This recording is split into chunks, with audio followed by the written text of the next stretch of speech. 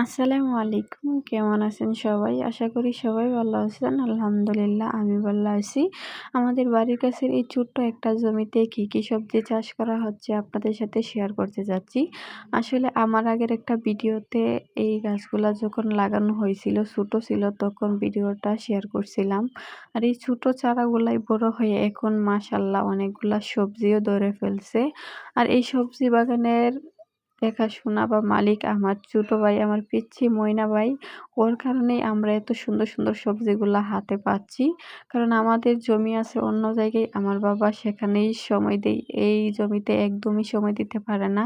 আর আমার ছোট ভাই লেখাপড়া করার পাশাপাশি এখানেই সময় দেই। আর যে কারণে দেখেন আমরা কত তরতাজা টাটকা সবজি পেয়ে থাকি। একজন কৃষকের যখন জমিতে নতুন করে সবজি আসে তার চাইতে আনন্দের বিষয় আর কিছুই হতে পারে না।